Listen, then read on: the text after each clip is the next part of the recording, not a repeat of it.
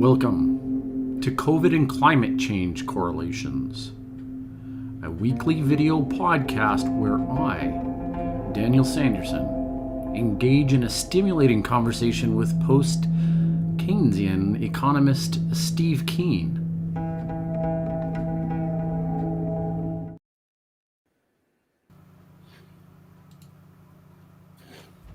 And there we are. Welcome, everybody. We've got a special guest with us today, Tyrone. Welcome, Tyrone, to the show. Hey, nice to meet you guys. Yeah, we're really happy to have you here, and I think it was a little bit out of the blue.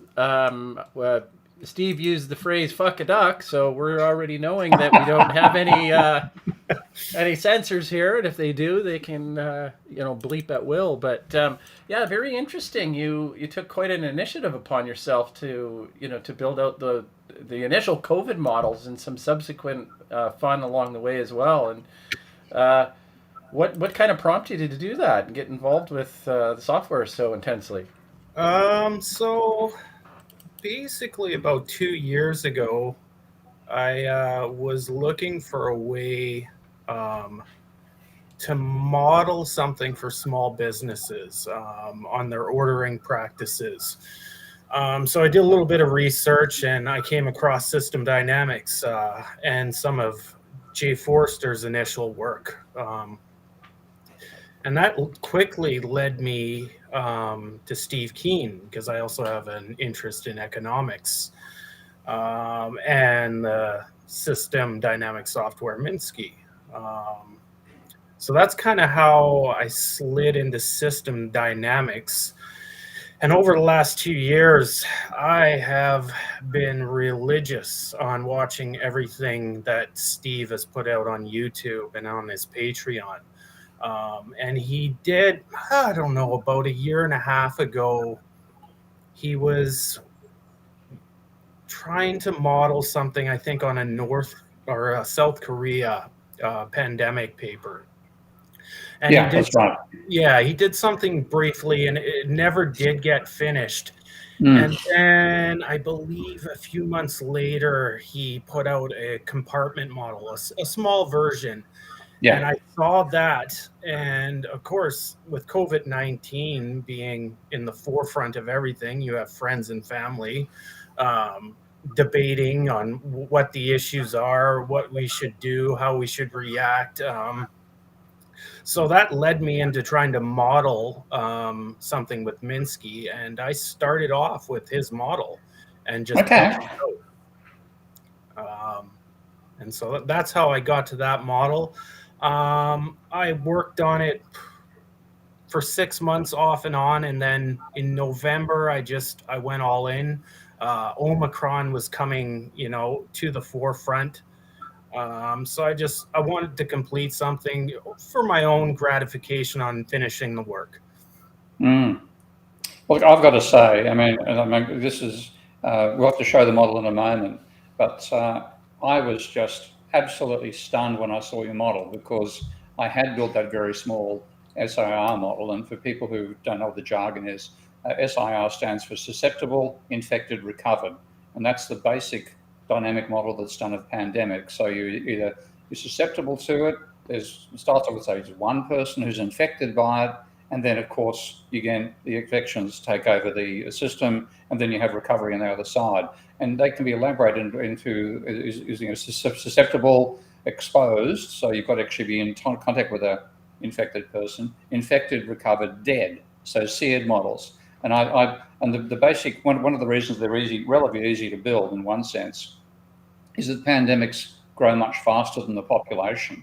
So what you do is you do a model where you effectively assume a fixed population of victims, but a rapidly expanding population of those infected and so on.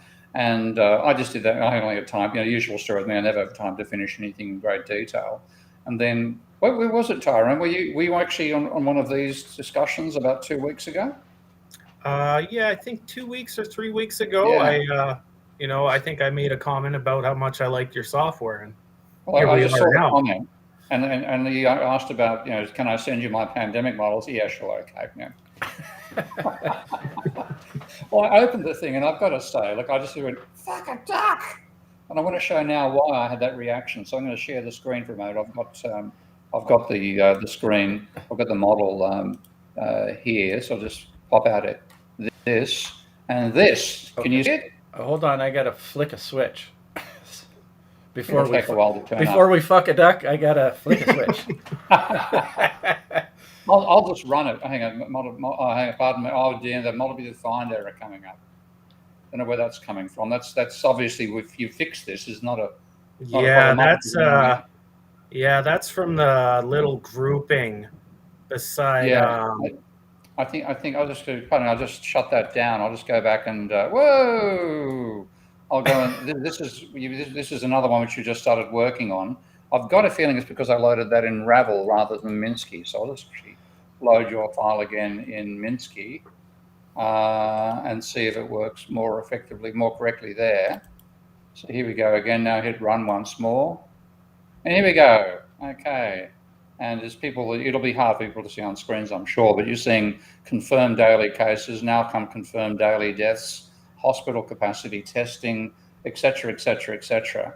And this is, it's a ginormous model. You've done all sorts of tricks, which I want you to discuss now if you in detail in the conversation today. But the reason that Minsky works so well for this is I pointed out the Godley tables when I did my tiny model, because these are compartmentalized models. So you're either susceptible, or you're infected, or you're recovering, or you're vaccinated, or you're et cetera, et cetera. And normally people stop at 5. You've got 25 here.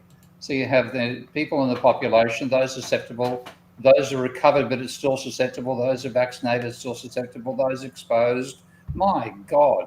Now, that meant, of course, come back to the video screen here, that you could do an incredibly detailed model. So I was wearing a hat, I'd take it off to you. I'm really delighted with what you've done. Thank you. Yeah. So, yeah, it's almost like I got a layman question here. I mean, that's almost like a PhD submittal, right? I mean, isn't that? I mean, like Steve, you're sitting there, you're the head of the department, and you have Tyrone that comes to you and says, what do you think about this?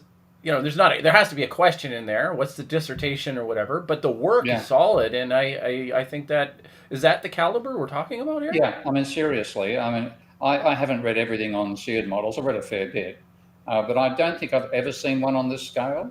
I know I haven't, period. Okay, I have not seen one on this scale. What I've seen, the biggest I've seen would be once we have the 5 categories: susceptible, infected, recovered, exposed, dead, and where they drag it down to age cohorts. So if you have 0 to 20, 20 to 40, 40 to 60, 60 to 100, that then gives you 4 times, so you get 20 categories, but it's done on an age basis. And it would be a lot of work to do that in Minsky right now. One thing I want to do actually in future development of Minsky is make Godley tables 4-dimensional. So currently they're 2 dimensions, but like normally what I'd be doing is another dimension would be, normally what I'm doing, of course, is economic modeling with this. So I'd have the firm sector and just have the firm sector as currently it's just a single column. But the reality is the firm sector is lots of firms. So you had a 3rd dimension that way, and then a purchase by one firm from another firm would turn up in the 3rd dimension. And the upper 4th dimensional is multiple currencies. So at the moment, each sheet is it's dollar or it's pound or it's euro. But of course, people have multiple holdings. So that's the 4th dimension. So one of the design ambitions is 4 dimensions. And if we do that, Tyrone could simply say, well, okay, here I have, let's make one of these dimensions rather than, firm sectors, make it age cohorts. So bang, that gives you 4 or 5. And instantly that would, so you would then have to have a definition of how people pass from one age cohort to another. But of course, that's easy. And of course, also be given the fact that pandemics are far faster than population aging. You can even just basically ignore it and stay with fixed categories. And this is what I appreciate about what Tyrone's done. He showed the power of what is unique to Minsky, which is the Godley table. And it's just generally, mate, I think you could walk into an epidemiology department and say, here's my PhD. Okay, you've already done it. You've done the core of the work. That is a hats off, my friend. That's really impressive there. That's Yeah. really good to hear. I will say, developing the model, it starts with me building any model in Minsky really starts with the godly tables, Yeah. because it ensures that stock flow consistency. So with this model, that's how I started. I'm a bit old fashioned. I started with a piece of paper and decided what compartments I wanted. And I debated on age groups, and I decided, from a top down perspective, you're going to get the same data. If you wanted to take, the amount of people that die in my model, because the population, I'm doing this in British Columbia here in Canada, you could just take that data and disaggregate it into the data. You already know 5% of people over 60, let's say, die versus 1% of people under 40. So I thought about doing it. It just would have added a lot more noise to the model, and I wanted to just try to keep it clean.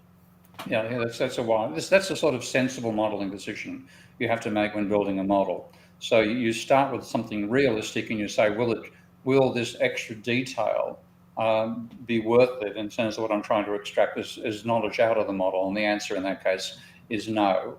Of course, if Minsky, if we had the funding, and we put the extra 2 dimensions into the tables, and it would be, oh yeah, okay, bang, I'll make them, I'll have a 5-dimensional table, and there'll be 0 to 10, 10 to 30, 30 to 50, blah, blah. And then you'd have, in that case, your model would go from being 25-dimensional to 125-dimensional. But even as it stands, I said, it's got to be the most advanced seared model ever built. So I have a question about the transition from a second to a third dimension model. How is that? How do the dimensions communicate? Is it some sort of Markov chain, or is it? No, it'd just be in terms of everything. I mean, Tyrone has to give us a bit of a chat about how he simulated stochastic functions in the model, but that was clever. Okay, I like that. We haven't yet built stochastic components for Minsky, which was obviously one of the many things we do want to add. But he simulated that using chaos theory. Very clever. Mm-hmm, correct. But what we would do would still be a deterministic thing, and then a godly sheet. If you defined a third dimension for a godly table, and like normally this would be like firm sector, then what you would say is, well, how many sectors are you breaking industry down into? And like if you took a typical input-output table, that'd be 25 sectors or 106. There's various sizes I've seen of input-output tables. And so you would have 106 sheets. Okay? And then the purchases, when you had like if the steel industry was buying off the coal industry, then you'd have an exchange between those 2 sheets. And that would be, in that particular case, that'd be built by simply inputting the input-output table. And that would then be, if it was 25, if you have 25 sectors, it would generate a 25-sector godly table for you, and it would fill in where the entries are. So that's the concept behind that. But yeah, it would be, like say, you'd actually have a third dimension you'd navigate along, page through multiple pages of the godly table. And with the 4th dimension, which is the monetary one, it's the same sort of story. So that's interesting because it has the possibility for I guess very intricate risk assessments as well. I would imagine because we're modeling real world probably better than it's been modeled before. Am I? Yeah. The potential of the godly tables is there to literally model the economy down to literally the scale of an individual firm's. The enormous overhead and huge processing capability necessary. But the basic concept generalizes that far. But so let's go back to Tyrone. First of all, I've got to ask you the obvious question. Are you any relation? No, I knew that question would come. I pronounce very rare last name. It's Keynes here in North America. It's Keynes over in Britain. So it sounds different, and I am different. And there is no relation unless it's a distant cousin. I will tell you the first economics book I read, of course, was The General Theory. Whoa, okay. And those who don't know, because of Tyrone's just got his first name here, his same name is Keynes, Keynes. And I've actually had people rip me about my name being Keen and saying I'm trying to create Keynesian economics or Keynesian economics. But you could actually do the genuine thing. Yeah, that's right. So tell us Maybe about he has to be the first on the paper then, Steve. Huh? Maybe if you guys write a paper together, he has to have the first name there just to get, just Keynes to and see. Keen. Yeah. What's your situation, Tyrone? We don't know much about your career and all this jazz. So I work in a factory, in a production factory. So I deal with real world complex systems every day. Okay. I guess I'm in a bit of a transition in life right now, wondering what I really want to do in life. Yeah. All the people around me have, found their path, and I've kind of, like a lot of adults, I just had to work and pay the bills, and I never really pursued any of my dreams. Economics has been an interest of mine since the great financial crisis. The first question I asked in '08 was, what is money and where does it come from? Right. And I was shocked to find out it was a loanable funds version that I got, but the fact that money comes out of debt, it just, boom, it blew my mind, and I was hooked ever since. And well, I guess for 7-8 years, I was studying neoclassical material, and I couldn't understand any of it. And I've come to find out it's all garbage. It's all garbage. It doesn't make sense. You hear neoclassical economists talk about their work. If they do say something sensible, it has nothing to do with their model. And if it does have something to do with the model, it's not right. So, so over the last few years, of course, watching your stuff and kind of getting into that post-Keynesian, viewpoint, it's, changed my opinion greatly. Wow. So did you get engineering? Was that your academic background? No degrees. Zero degrees. High school education, straight to work. Mate, wow, good for you. You're quite an impressive human being, because what you've done is, that is engineering caliber work to do what you've done and how you put that model together. And I mean, you didn't have to write any differential equations, did you? Because Minsky effectively does that for you with the Godley table. Yeah. But what about you did actually write something. You did the differential equations for the Lorentz system. So tell us about that. Yeah. So that's just basically it's two separate Lorentz models, which I learned from you. Yeah. And what I wanted, because this is a deterministic model, there are limitations. I want it graphically, so when I showed my friends or anybody that was interested, I wanted something to look real. So I needed a random element. And I did a little bit of research into like stochastic models, which are really great if you're isolating an outbreak locally. With a deterministic model, you can go under one person infected, and technically then the outbreak should be over.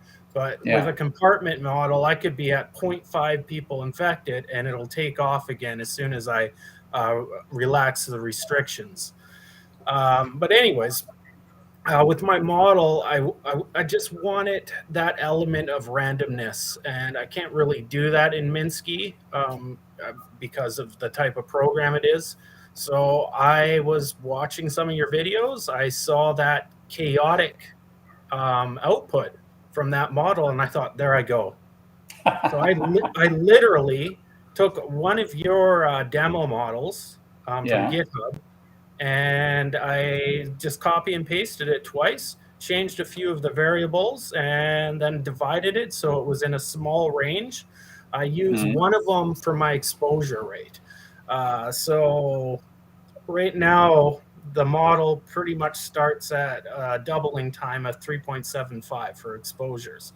Well, in my model, that is being generated by one of the Lorenz systems, and it'll fluctuate between 1 and 4, and that just gives that chaotic look. So my graph's not going like that. It's Yeah. like that, and Yeah. not just for the prettiness of it, if I can call it that. I pictured myself showing this to a policymaker and him trying to make decisions, but a policymaker would have to deal with the fact that there's ebbs and flows, even during a Yeah. week or a 2 week period, and how they would react to that, and would they stay the course despite that noise. So that's why I put those in there. And those Yeah. are just ordinary differential equations. Really, Yeah. it's not that complex, but you get that chaotic result out of it. The funny thing is, in fact, when you actually run a random number generator on a computer, you're actually running a chaotic program, because computers are deterministic. We don't have we don't have Heisenberg uncertainty systems determining what the chips generate. So it's actually a highly unstable, chaotic number generator that gives you what are called pseudo-random number generators on a computer.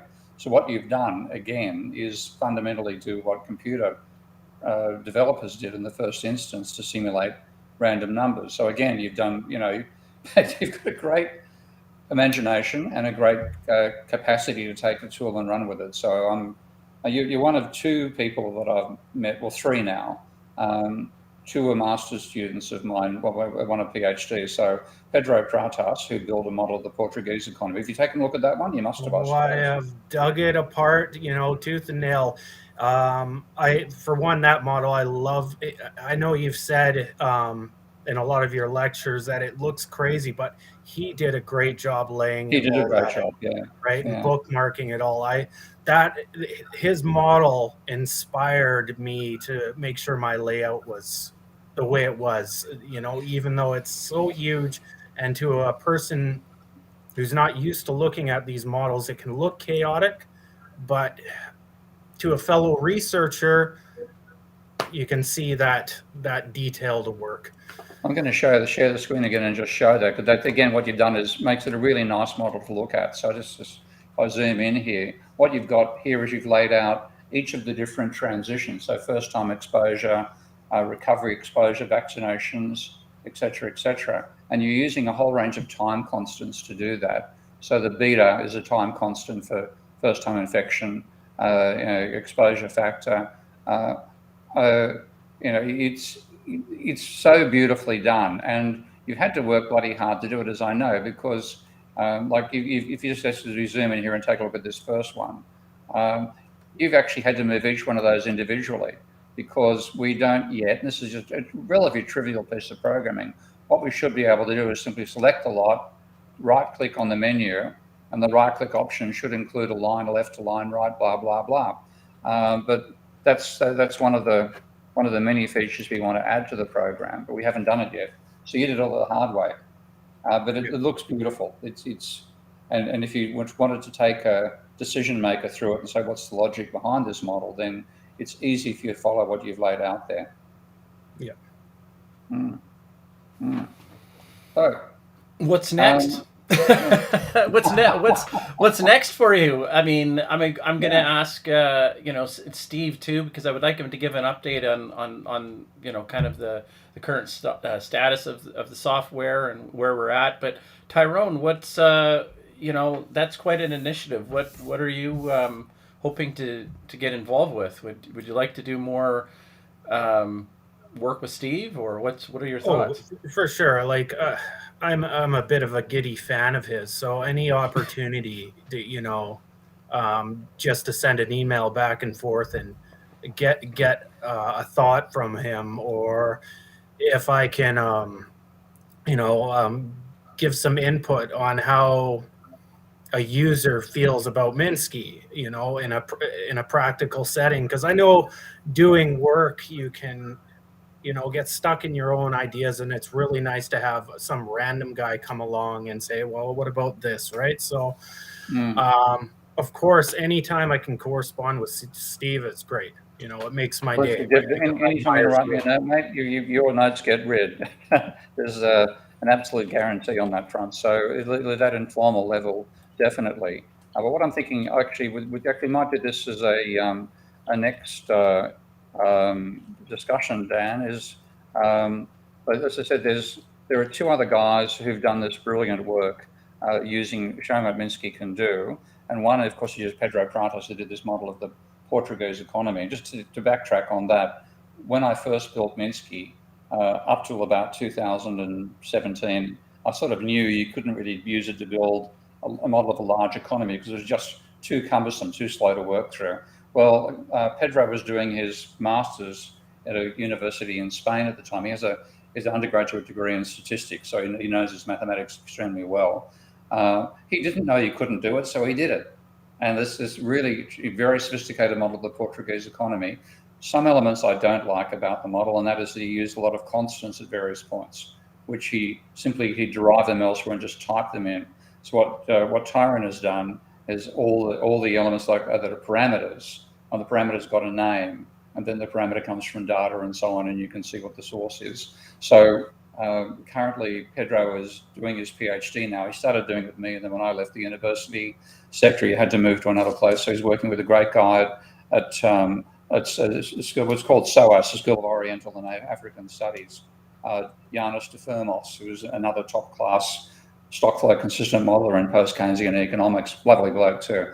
So Pedro's finishing off there. So Nick, the other guy is Nick Jackson, and Nick was an engineering student, graduate, who came to do a master's with me at Kingston, and his previous job was controlling the navigations of all the oil platforms on the North Sea. Okay. So one serious engineering background there. Yes. And he was working in production too, I think, by the way, Tyrone. Anyway, he then decided to model the shadow banking system, and he did this brilliant Minsky model of the shadow banking system.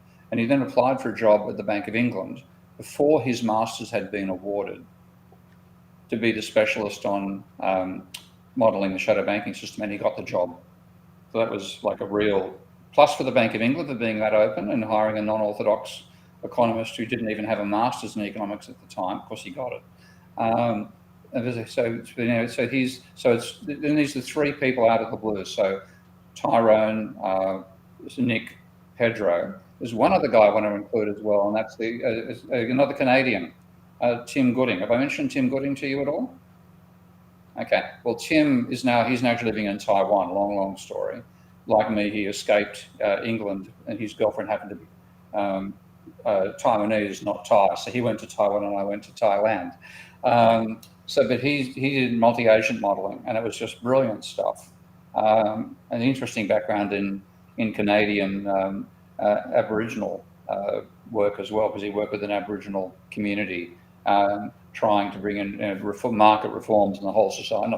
Didn't fall apart, but the so-called reform, following neoclassical ideas, ended up destroying the basis of the culture to a large degree.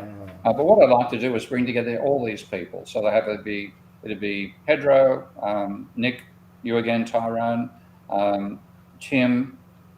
He doesn't have much knowledge about Minsky itself, but he knows it, of course, because he did his PhD with me. And Russell Standish, and to have a nice old gab fest around the whole lot of us. So maybe not next week, maybe say a month's time, repeat and bring all those people together and have a good chat here. Easy enough to do. So looking forward to that. So Tyrone, would you like to talk us through the model? Sure. Okay. I can do that. Do you want me to share my screen? Share your screen, and because you know that far better than I do, of course. Let's see. I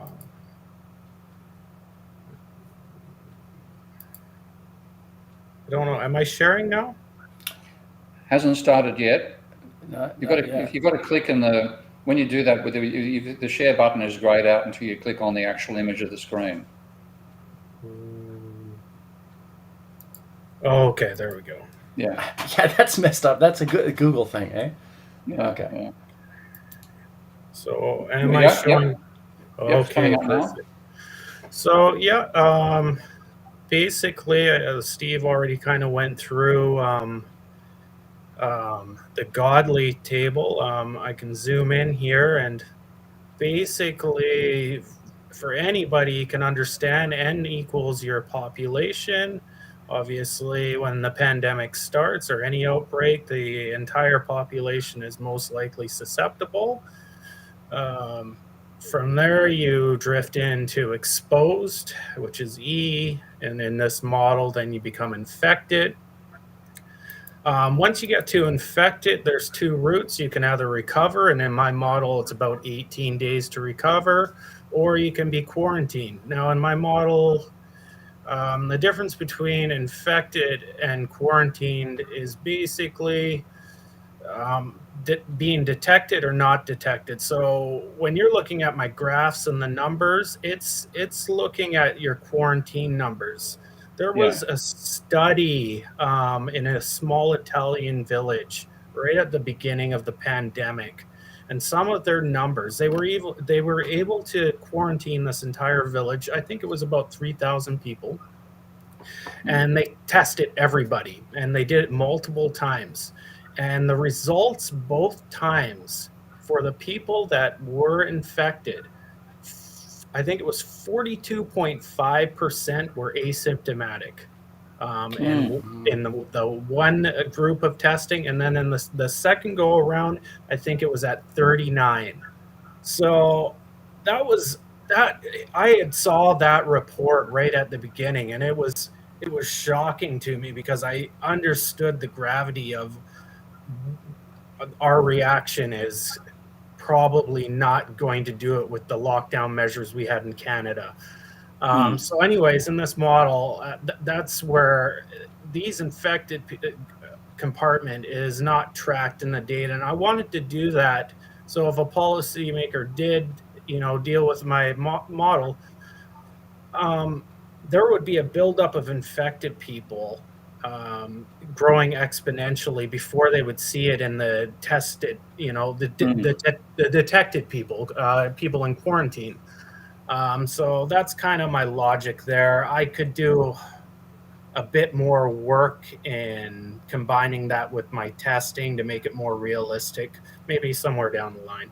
After quarantine, you can recover or you can go to the hospital. Followed by going into intensive care or recovering, followed by being mechanically ventilated, which is getting pretty bad, or hopefully recovering, and then finally dying or recovering. Anywhere along that line, you can slide into this recovered compartment. Not dying, obviously. There's no recovery from that. And you can be vaccinated if you are in the susceptible category. In my model, I obviously I don't start vaccinations until about a year in, so it doesn't apply right away. Now, once you get into these two compartments, you go right back to the beginning. You do that same line over again, except now let's say this is vaccinated susceptible, and you go through that whole process again. And I have parameters, so if you've been recovered or vaccinated, the chances of you having severe sickness lessens. The chances of you dying lessens. So that effect comes out in the model later on with a smaller case fatality rate, which is kind of interesting. So I have a question, Tyrone. At this point, is this a third dimension that we were talking about earlier? Because it seems to run in parallel with the first thread. In a sense, yeah. In a sense, right? And I could go even further, right? I could have vaccinated for your second dose, vaccinated for your booster, right? And it would create these lines again. It would create that many more flows. You could go forever, right? But it would become so complex that it would just be a mess of data, right? And I just wanted something that was functional, in depth, and realistic, but not out of control. And I could have done that. I've got the OCD to do it, but I didn't. I eventually stopped because I do have a day job. So anyways, that's the godly table. To move, we'll go into the equations. Like Steve was saying, it's all ordinary differential equations. Really, up until 2 years ago, I had grade 12 math, so this isn't very complex. Like I've seen, like Petro's model. There are parts of it I don't understand. And I can't remember his name. The one that did the shadow bank with all the That's Nick logic, Jackson. yeah, with Nick all Jackson. those logic switches. Oh my, like that to me is complex. This is really basic. They're not so hard, actually. I mean, you should actually give it a try, because the logic, we've still got to refine the logic switch, because the way Russell's defined it is what's called a Heaviside function. And Heaviside is either 0 or non-zero. So if the switch evaluates, if the condition for the switch evaluates to 0, then you get one condition. If it evaluates to non-zero, you get another. And what he realizes, we need to actually generalize that quite a bit. So you want to have, 0 to 0.25, 0.25 to 1 to 5, and so on to 0.5. Yeah, but anyway, it's just a little switch. And you could use that quite effectively in your model as well.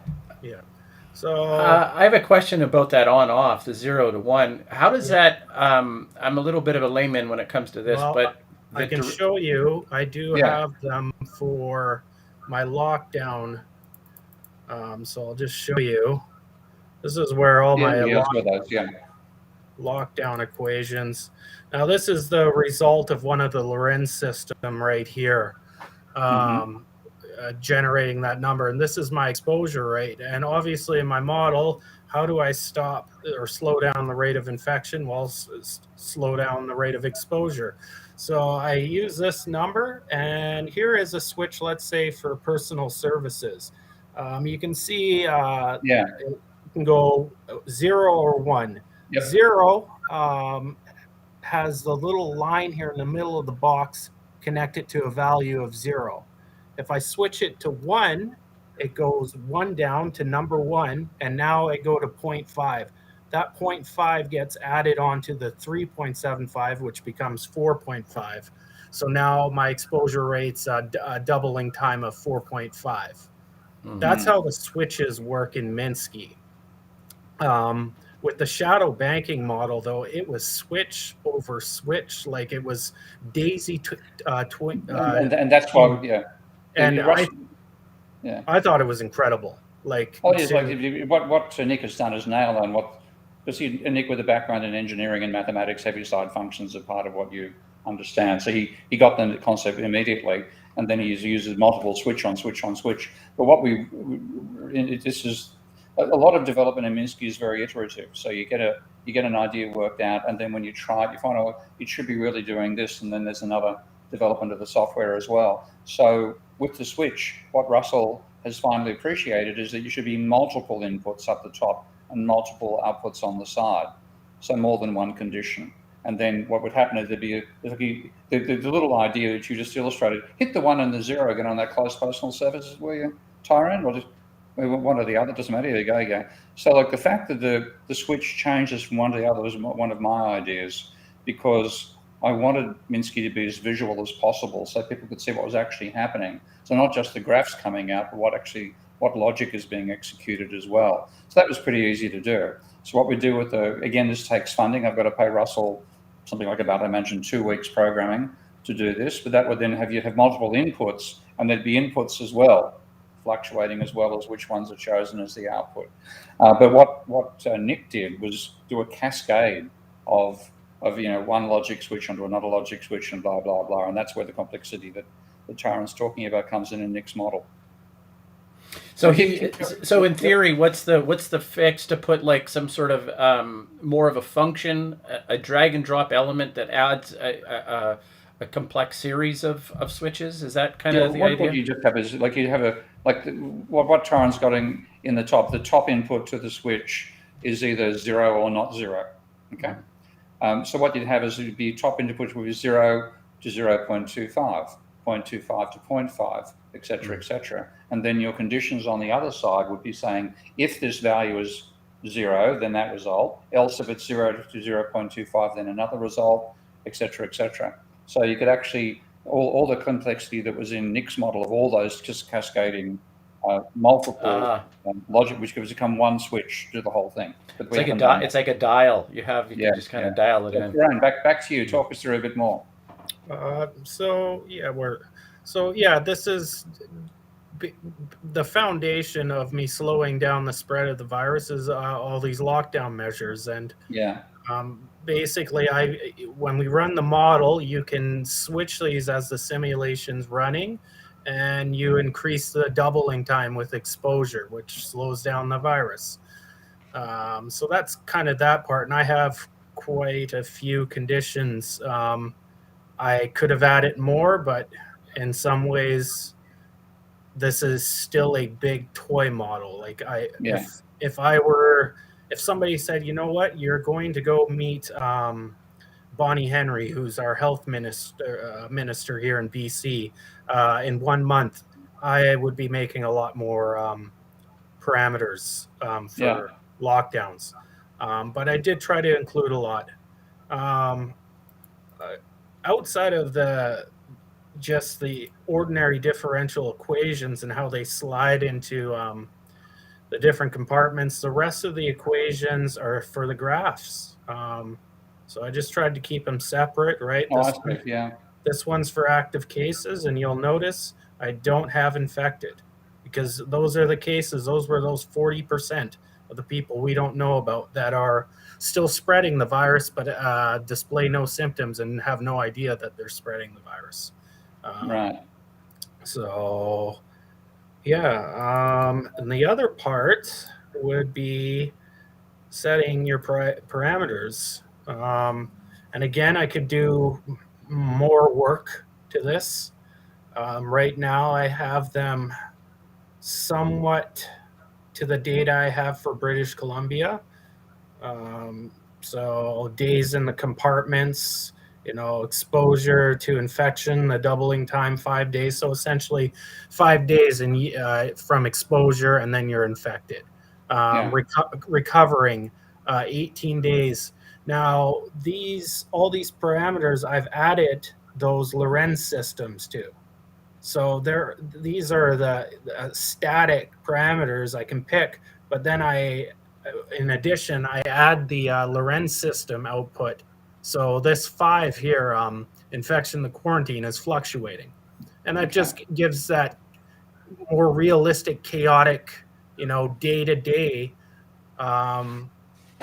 aspect that we've faced over the last 2 years of.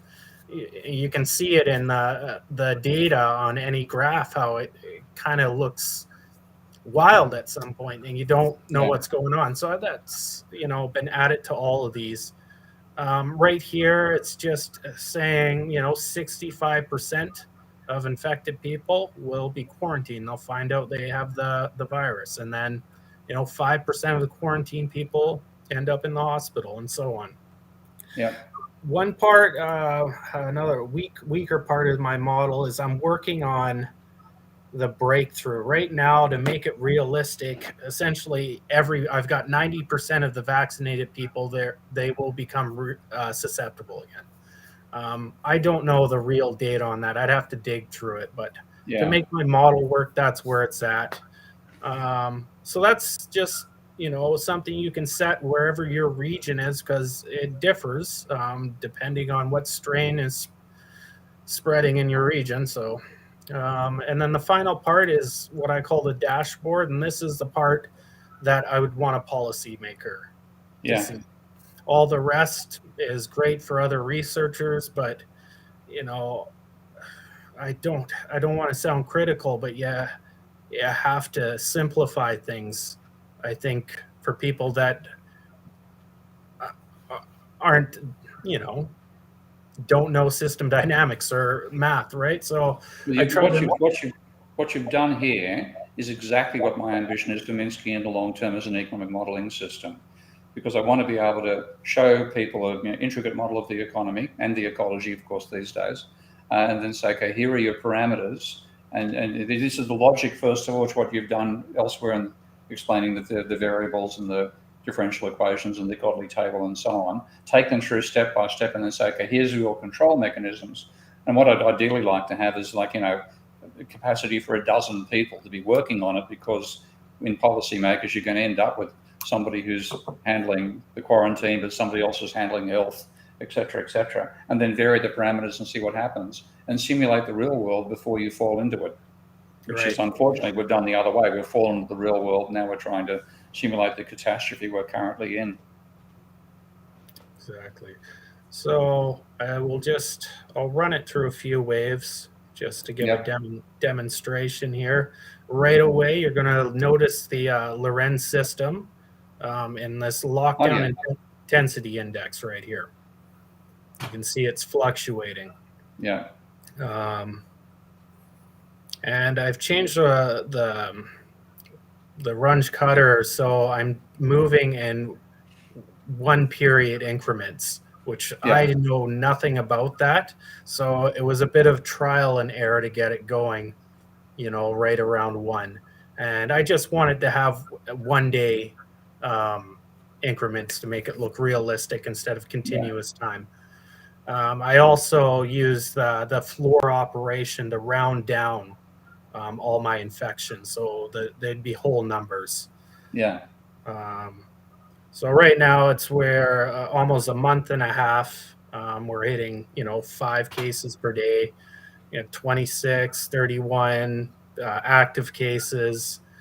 At this point, in the pandemic here in Canada, we were all pretending like it won't be a big problem. Of course, it did become a big problem.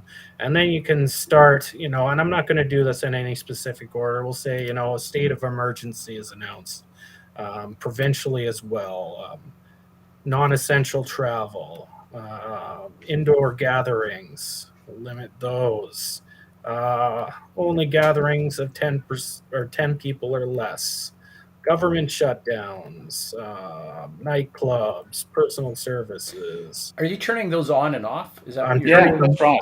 Turning them on. Yeah. Wow. Social distancing. We'll shut down some of the elective surgery to add more capacity, which is ultimately the big thing, is how can our healthcare system cope with the multiple waves? That's ultimately the end game of this. If that wasn't an issue and we had endless hospital space, with treatments for COVID, it wouldn't be an issue. But at this point, we have limited hospital space. So this, in the model, we're in about May of 2020. If we say we started in January 2020, and this would match pretty closely to the data in BC. We're on the downside of the first wave, and the rules were slowly starting to be relaxed. Personal services were reopened. Here in the Western world, we have I find a real sense of we know best and we conquer our modern mechanisms of functioning can solve anything. And I found 2 years ago when we were coming off the first wave, I really felt that. Yeah. I knew there was going to be multiple waves. I already looked at the pandemic of 1918, the Spanish flu. So I really had that feeling that we were letting off a little too early. Then we got summer. They let school back in for a month here in BC. We'll say the government gets back to work, restaurants, school's back in. So we'll have a little bit more gathering. And these switches, you can go 1, 2, 3, 4, 5. It's just not just 0 and 1. Yeah. So with my gathering parameters, I have different intensity, basically 50% shutdown, 25% shutdown, etc. Then school shuts down for the summer. You're allowed to travel.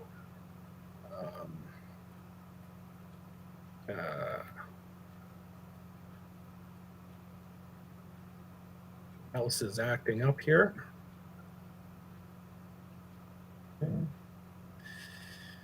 I'll just mention as well, by the way, you mentioned to me, of course, in the email, Tyrone set the simulation speed to the slowest possible. so you can actually have this sort of conversation step by step. So if you speed it up, it'd happen too quickly to make the variations to show the policy effect. Yeah. Especially because I changed the, going from one period to the next. If I ran this on full speed, I couldn't change any of the parameters. Here's the second wave turning up now. And here's the second wave. And in BC, I can speak because I was living through it. This was time when the health officials were saying there's going to be a second wave, but we were all kind of sticking our heads in the sand.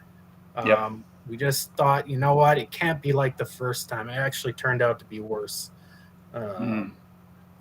So really it picked up when school goes back in September, which is day 240. Just turn that on and get it going here.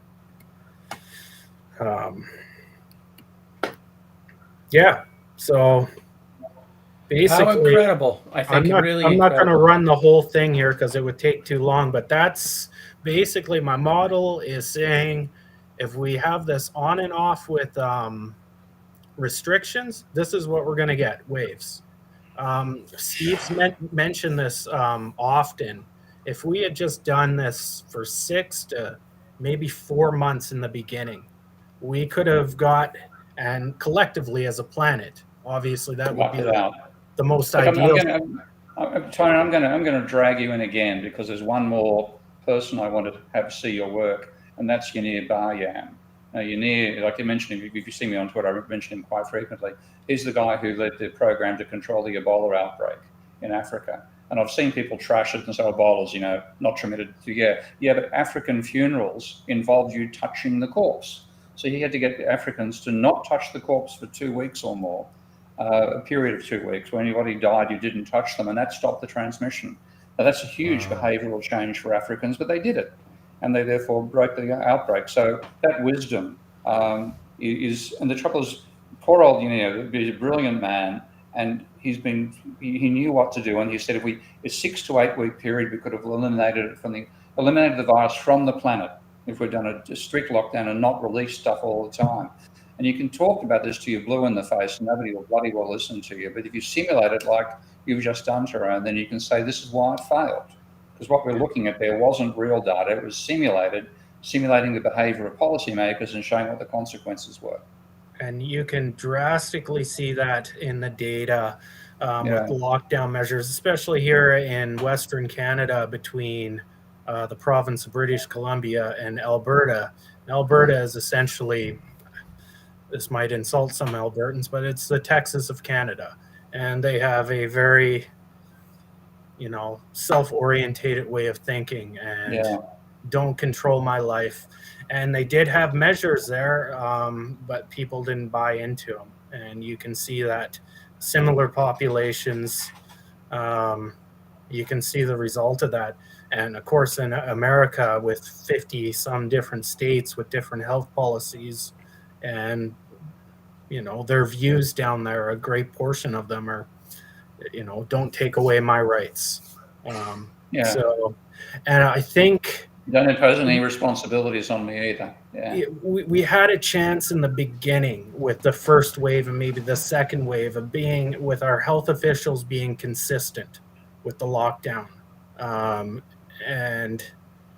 But as soon as you declare victory after the first wave and then you do it after the second wave, you start losing that legitimate factor. It makes it, now we're in wave 5. It's very hard to you can implement a restriction, but will people buy into it? Whether it's enforced by law or not, it's difficult to enforce a whole. Well, you're getting those riots in Toronto. Trudeau to bring in emergency powers. There's similar stuff happening in Australia as well. There's an occupation outside the Parliament House, and same sort of behaviour. So you've delegitimised what would work if it was done properly. Yeah. And what you've illustrated is, but it'd be great to show, like as you could do with this model, start saying, well, here we're going to strict. No, we're not going to make those mistakes. We're going to stick with those restrictions until we get to 0. Okay, and then you open up, and of course you get a flat line 0. But what you've shown is the mistakes in policy where people thought, oh, it's all over, we can relax. And bang, of course, the virus doesn't relax. Yeah. And the thing about a virus, which we all should know, we don't realize it can't live unless it has a host.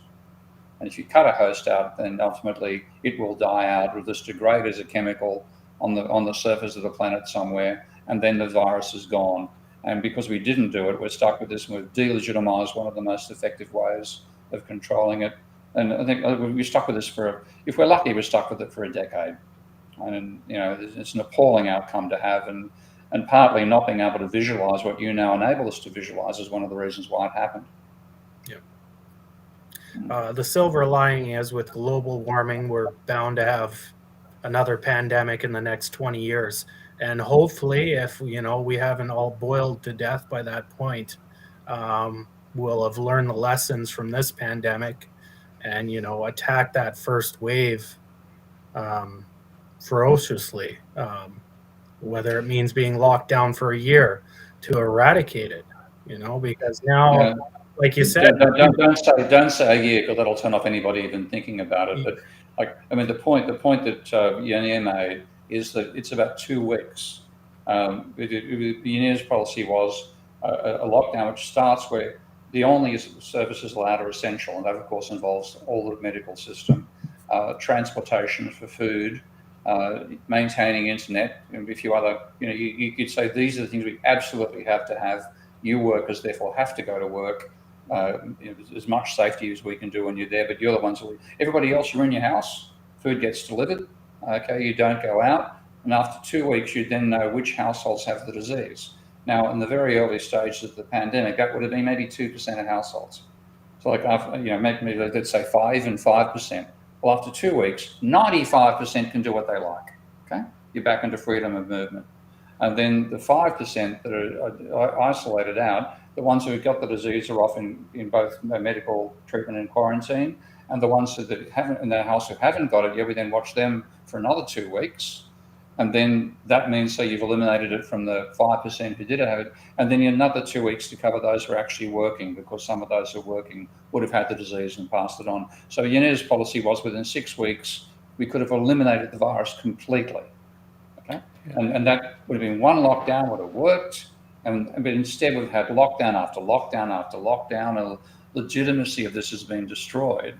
And I think if we tried it again with the disease, which had as low virulence as COVID has, you wouldn't get any compliance at all. It would only be if we got a virus which is on the way towards Ebola levels. Holy shit, I'm going to die if I get this. And, I can't just say the old people, it's going to be the young people as well. Then we might get something serious. But I think this has actually weakened us for a future pandemic. It hasn't. We haven't learned from it. Well said.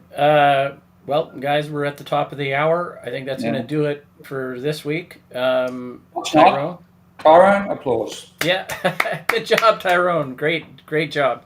We're going to love to have you back and have you as a part of the team. And until next week, thanks for tuning in. Thanks, Steve. Thank you, indeed. Okay. Thanks, Tyrone. See ya.